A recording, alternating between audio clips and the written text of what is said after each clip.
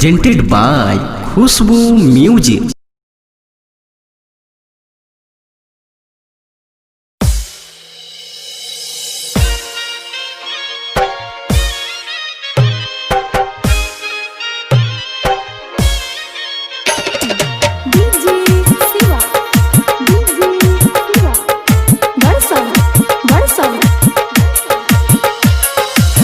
गे छौरी नानकी गे, गे छौरी नानकी गे, तोहर झाड़ देबो बम की गे। गे छौरी, गे छौरी नानकी गे, तोहर झाड़ देबो बम की गे। रिहाई ड्राइवर के साथ में ओकरा हेल्डिंग रहे हाथ में, तू रस्ते पर मार देलही कनखी गे।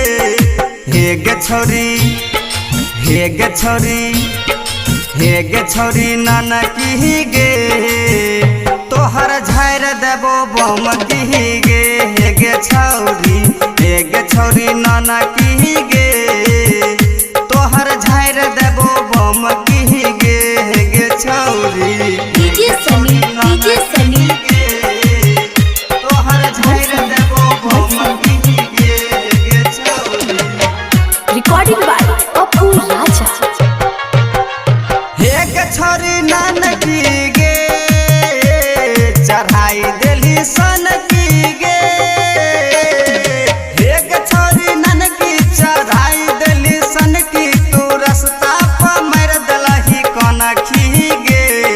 फूल है गुलाब का सूखने नहीं देंगे, फूल है गुलाब का सूखने नहीं देंगे, ऐसे करके तोड़ेंगे कि झुकने नहीं देंगे। फूल है गुलाब का सूखना उसका काम है, सहरसा जिला में पूछ लेना निकित बिहारी किसका नाम है। छोट छो समान जतना करे न गुमान, छौरी तोरो से नमहर छै टनकी गे। गे छौरी नानकी गे, गे छौरी, गे छौरी, गे छौरी नानकी गे, तोहर झाड़ देबो बम की गे। गे छौरी, गे छौरी नानकी गे, तोहर झाड़ देबो बम की गे।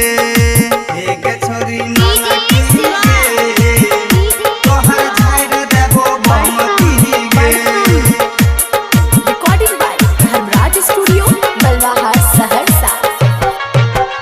निकित बिहारी गे, चल छै गाड़ी गे। सहरोज संगम पंजाब से धरते गाड़ी गे, देत तोरा बाली गे। फूल है गुलाब का तोड़ेंगे कैसे, फूल है गुलाब का तोड़ेंगे कैसे, कंपनी है खुशबू म्यूजिक का छोड़ेंगे कैसे। जान जान कहरी जान लागे गेलही, ससुरो जाएगा निकित के नाम लागे गेलही।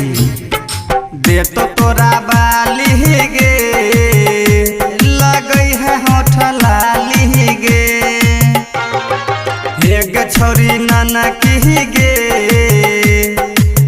गे छौरी, गे छौरी, गे छौरी नानकी गे, झाड़ देबो बम की गे।